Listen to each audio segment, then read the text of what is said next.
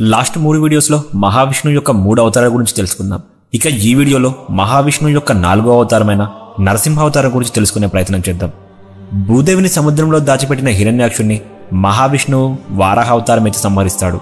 ఆ తరువాత హిరణ్యాక్షుడు సోదరుడైన హిరణ్యకశిపుడు మహావిష్ణువుపై చాలా కోపంతో ఉంటాడు. ఎలా అయినా తన సోదరుని చంపిన మహావిష్ణువుని సంహరించాలని పగతో రగిలిపోతూ ఉంటాడు. అతనికి కూడా తెలుసు మహావిష్ణువుని చంపడం అంత చిన్న విషయం కాదని. మహావిష్ణువుపై ఉన్న పగతో బ్రహ్మని ప్రసన్నం చేసుకోవడానికి ఒక దట్టమైన కారడులో నిరంతరం కొన్ని సంవత్సరాలుగా ధ్యానం చేస్తూ ఉంటాడు. ఇక ఒక పక్క హిరణ్యకశిపుడు అడుగు వెళ్ళిన తర్వాత ఇంద్రుడు అదే సరైన సమయమని భావించి తన రాజ్యాన్ని ఆక్రమించాడు. ఇంద్రుడు హిరణ్యకశిపుని రాజ్యంలో చాలా మంది రాక్షసులను చంపి గర్భవతిగా ఉన్న హిరణ్యకశిపుడి భార్యను బంధిస్తాడు. ఇదంతా గమనించిన నారదుడు ఇంద్రునితో ఇలా అంటాడు, ఇంద్ర, నీవు ఇలా ఎందుకు చేస్తున్నావు? నిండు గర్భంతో ఉన్న స్త్రీని ఇలా బంధించడం ఏంటి అని అడుగుతాడు. అప్పుడు ఇంద్రుడు, నారద, ఓసారి ఆలోచించు. హిరణ్యకశిపుడు ఒక పెద్ద రాక్షసుడు. అతని సంతానం ఇంకెంత ఘోరంగా ఉంటుందో ఆలోచించు. ఈ స్త్రీ హిరణ్యకశిపుడి బిడ్డకు జన్మనిస్తుంది. నేను ఆ బిడ్డ జన్మించాక ఆ బిడ్డను చంపి ఆమెను వదిలేస్తాను అంటాడు. అప్పుడు నారదుడు, నీవనుకున్నది జరగదు ఇంద్ర. ఆమెకు పుట్టబోయే బిడ్డ గొప్ప వ్యక్తి అవుతాడు. ఎవ్వరూ అతన్ని చంపలేరు కూడా. ఆమెను వదిలేయండి, నేను ఆమెను నా ఆశ్రమానికి తీసుకువెళ్తాను అని అంటాడు. అలా నారదుని ఆశ్రమానికి చేరుకున్న హిరణ్యకశిపుని భార్య ఒకరోజు నారదుడితో, ఓ నారద, నాకు ఇక్కడ చాలా బోర్ పడుతుంది. ముల్లోకాల్లో గొప్పవాడైన వ్యక్తి గురించి నాకు చెప్పు అని అడుగుతుంది. అప్పుడు నారదుడు సమాధానంగా, నారాయణుడు 3 లోకాల్లోనూ గొప్పవాడు అని అంటాడు. అలా ఆమెకు విష్ణు గొప్పతనం గురించి చెప్పడం ప్రారంభించింది. కథ చెప్తుండగానే తాను నిద్రపోతుంది. కానీ నారదుడు ఆమె నిద్రపోతున్నప్పటికీ కథ చెప్పడం కొనసాగించాడు. నారదుడు విష్ణు గొప్పతనం గురించి చెప్తుండగా హిరణ్యకశిపునికి పుట్టబోయే బిడ్డ కథను జాగ్రత్తగా వింటూ తల్లి గర్భం నుంచే ఊకొడుతూ ఉంటుంది. అది అర్థం చేసుకున్న నారదుడు కథను అలా చెప్తూనే ఉంటాడు. ఆ బిడ్డే ప్రహ్లాదుడు. ప్రహ్లాదుడు మరియు హిరణ్యకశిపునికి మధ్య వివాదం ఏంటి? విష్ణువు నరసింహ అవతారానికి గల కారణం ఏంటి? నరసింహ అవతారంలో ఉన్న విష్ణువు యొక్క కోపాన్ని చల్లార్చడానికి శివుడు ఏం చేశాడు? ఈ విషయాలన్నింటినీ మనం ఈ ఎపిసోడ్లో తెలుసుకుందాం. హిరణ్యకశిపుడి భార్య హిరణ్యకశిపుడు తిరిగి వచ్చే వరకు తన బిడ్డకు జన్మనివ్వకూడదు అనుకుంటుంది. 100 సంవత్సరాలు పూర్తయ్యాయి.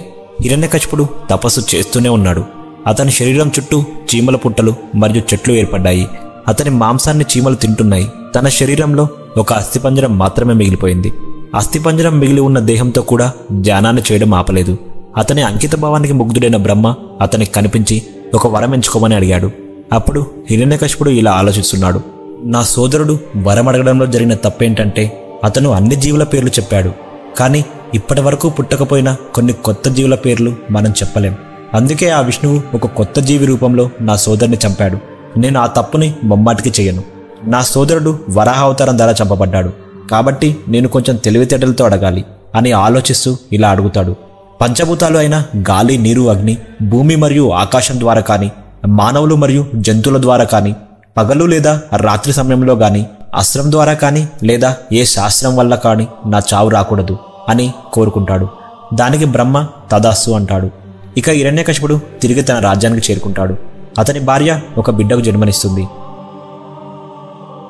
చనిపోకుండా వరం పొందినందుకు హిరణ్యకశిపుడు చాలా సంతోషంగా ఉన్నాడు.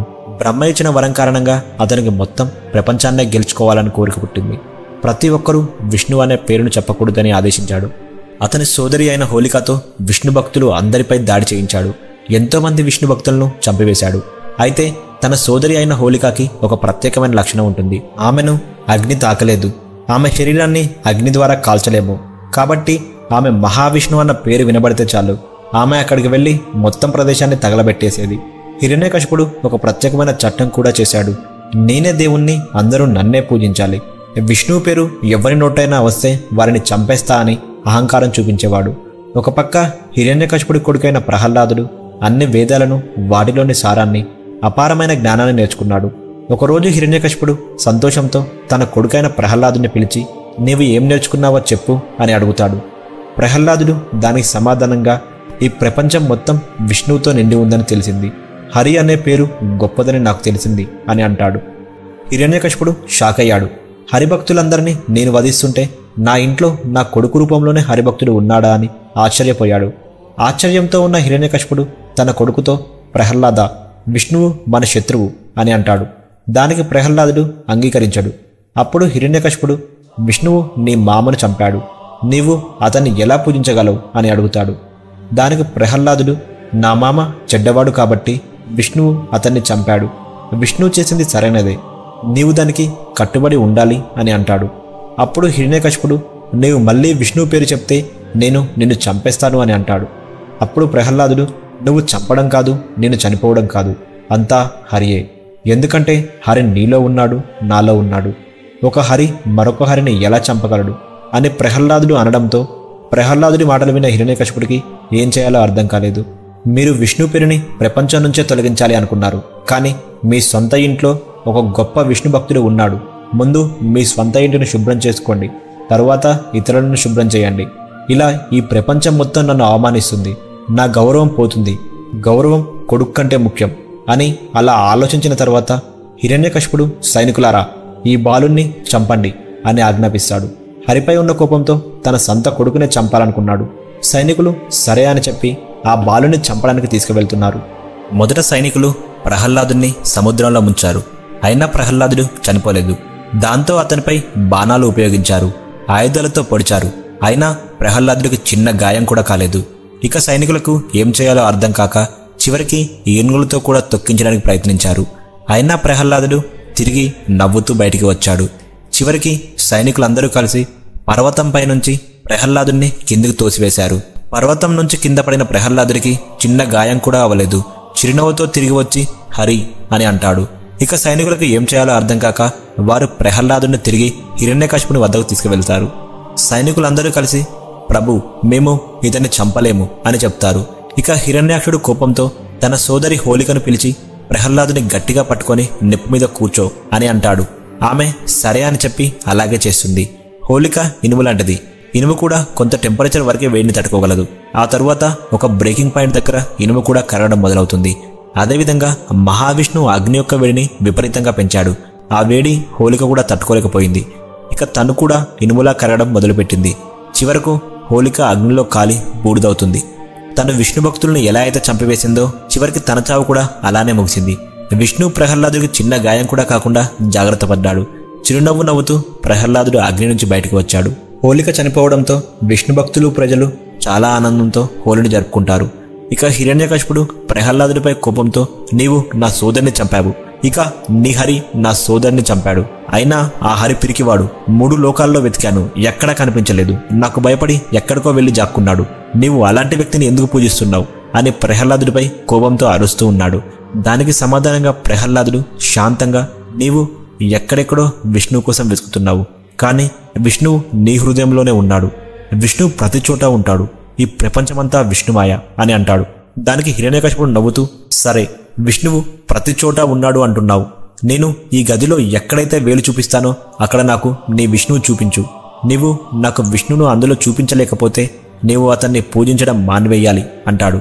హిరణ్యకశిపుడు ఆ గదంతా వేలును చూపిస్తూ అతను చివరికి ఒక స్తంభం వైపు వేలును చూపించి, నీ హరి ఈ స్తంభంలో ఉన్నాడా అని అడుగుతాడు. ప్రహ్లాదుడు అవును అని సమాధానం చెప్తాడు. కోపంతో హిరణ్యాక్షుడు ఆ స్తంభాన్ని తన గదతో కొడతాడు. తన భక్తుడు ఓడిపోకూడదని తన నమ్మకాన్ని నిలబెట్టడం కోసం మహావిష్ణువు ఆ స్తంభం నుంచి నరసింహావతారంలో బయటకు వచ్చాడు. హిరణ్యకశిపుడు నరసింహావతారంలో ఉన్న విష్ణువును చూడగానే నిశ్శబ్దంగా నిలబడ్డాడు. నరసింహుడు అతన్ని ఎత్తి గుమ్మం వద్దకు తీసుకువెళ్లి తన తొడపై ఉంచి, హిరణ్యకశిప వినండి, ఇది ఉదయం కాదు, సాయంత్రం కాదు. ఈ గడప ఇంటి లోపల కాదు, బయట కాదు. నేను మనిషిని కాదు, జంతువుని కాదు. నా గోర్లు ఆయుధాలు కావు. నీ నాభిభాగం నీ శరీరం పైన కాదు, శరీరం కింద కాదు అని చెప్పి అతను తన నాభిభాగంలో గోళ్లను పొడిచి శరీరాన్ని 2 భాగాలుగా విభజించి తన పేగులను మెడ చుట్టూ వేసుకొని రక్తంతో నిండిన శరీరంతో ఉగ్ర రూపంలో ఉండిపోయాడు. హిరణ్యకశిపుణ్ణి వధించిన తరువాత ఆవేశం చల్లారక ముల్లోకాలు వణికిపోయేలా భీకరంగా అరవడం మొదలుపెట్టాడు. దాంతో దేవతలందరూ భయపడుతూ శివుణ్ణి ఆశ్రయిస్తారు. నరసింహస్వామిని శాంతింపమని వేడుకుంటారు. ముందుగా ప్రహ్లాదుని శాంతింపజేయడానికి పంపుతారు. ప్రహ్లాదుని చూసినా కూడా నరసింహుడు శాంతింపకపోవడంతో మహాశివుడు వీరభద్రుని ఆదేశిస్తాడు. వీరభద్రుడు కూడా నరసింహస్వామిని శాంతింపజేయలేకపోతాడు. ఇక మహాశివుడే శరభావతారం ఎత్తుతాడు. శరభుడు పదునైన గోర్లతో, సింహపు తలతో భయంకరంగా ఉంటాడు. నరసింహని శాంతింపజేయడానికి తనతో యుద్ధం చేస్తాడు. చివరికి నరసింహుడు శరభ మరెవరో కాదు మహాశివుడే అని గ్రహించి శాంతిస్తాడు.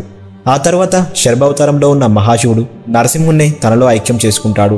ఈ కథ నుంచి మనం నేర్చుకోవాల్సిన నీతి ఏంటంటే, అహంకారం, కోపం మరియు ప్రతీకారం తీర్చుకునే వ్యక్తి నాశనం అవుతాడు. అతను బలవంతుడైనప్పటికీ తెలివితేటలు, ఆత్మవిశ్వాసం, ధైర్యం ఉన్న వ్యక్తులు బలవంతుని కూడా గెలుస్తారు.